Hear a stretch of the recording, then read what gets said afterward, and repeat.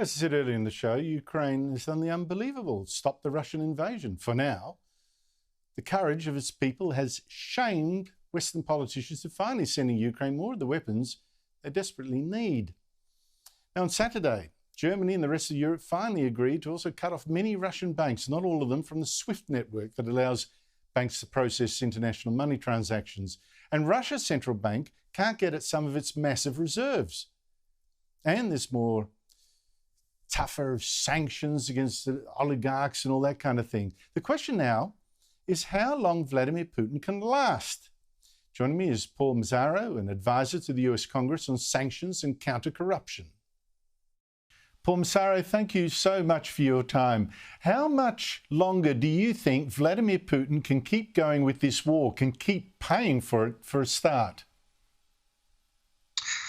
Well, Andrew, I think it's going to be really hard. By some estimates, it's costing Russia $20 billion a day to keep this going.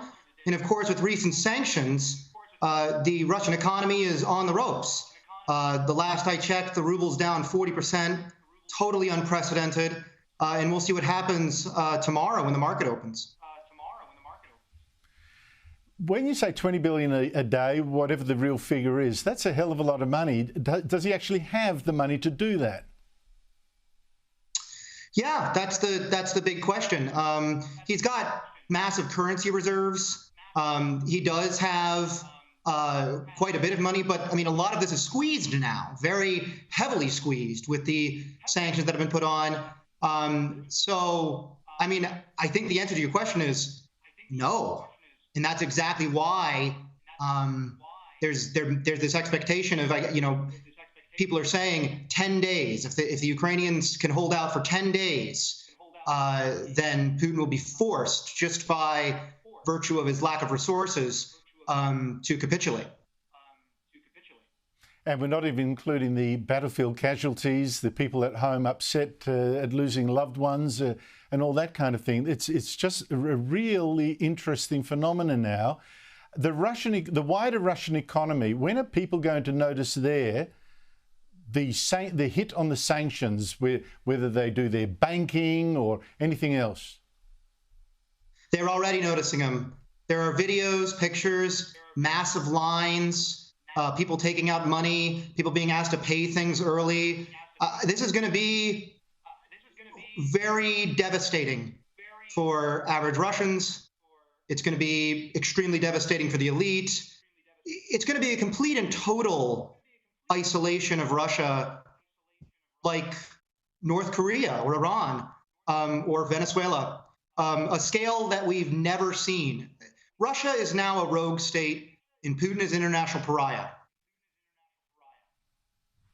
With this difference, of course, that it's a relationship with China means it could turn into a satellite state almost of China, because it'll be so dependent on China. In some ways, I'm thinking Russia to China will be like Mussolini's Italy to Adolf Hitler's Germany. If this goes on, it'll be so reliant. But the Vladimir Putin phenomena, I think, might have changed the way the world is going to work economically as well. Do you see a sort of revisiting of what the West used to do? Let's trade with China. Let's trade with Russia. Let's be so dependent on Russian gas and oil, to now realizing this comes with a huge geopolitical risk. You're actually sending money to these guys that they're turning into bombs and nuclear bombs, and that maybe we'll now start trading much more with friendlier countries and try to avoid Russia and China. Oh boy, Andrew, I'm nodding over here, really up and down as wide as I can, because you're exactly right. We've seen a total paradigm shift in the way that the West approaches trade and economics. Just over a weekend, we've seen a change in 2 days. From 30 years of economic policy, really since the end of the Cold War. This is a totally different way of doing business. We've seen it in particular in Germany, which has been very insistent upon sticking to the model of change through trade, or Wandel durch Handel. That is to say that if you engage in dialogue with dictatorships and you trade with them, eventually democracy and democratic norms will spill over. And that, of course, has been the approach of most of the West. Some of us sort of caught on a little earlier and some of us a little later, but Germany was a long-time holdout, and all of that's changed now.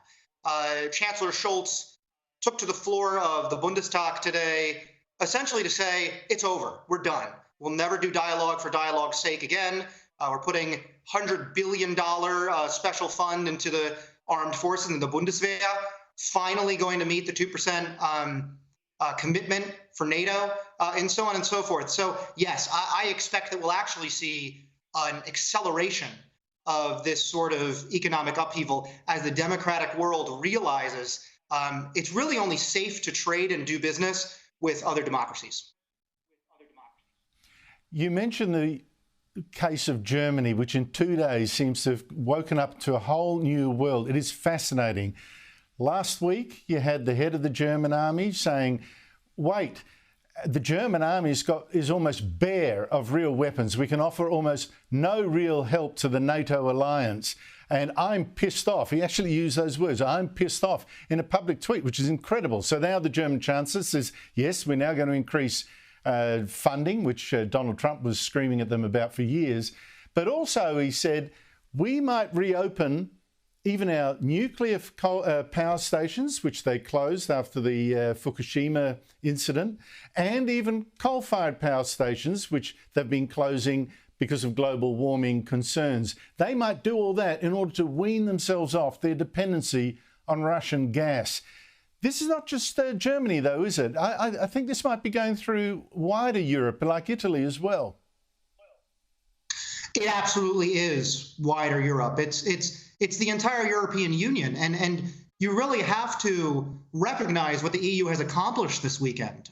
They've really turned into a foreign policy actor. I think that we've all gotten a little bit used to seeing Europe sort of express concern when bad things happen, sort of hand-wring and move on, crises that last for years and years and years and seem to have no resolution. Not this weekend. We saw a decisive reaction from the European Union in relation to Putin, decisive sanctions, decisive closing of airspace, now military deliveries. I mean, the European Union is recognizing that, wait, you know, it's a collection of democracies. It's a collection of free peoples, and you have to support other free peoples. It's no longer okay to be doing this kind of business with dictatorships. And all of this, I think, has been achieved by the amazing courage of the Ukrainians themselves. Through their courage, I think they've shamed the West into realising, as you say, you don't get change with hand-wringing, not when you're standing up to dictators. In the end, you really do have to reach for a gun and stop sending them money. Paul Massaro, thank you so much indeed for your time.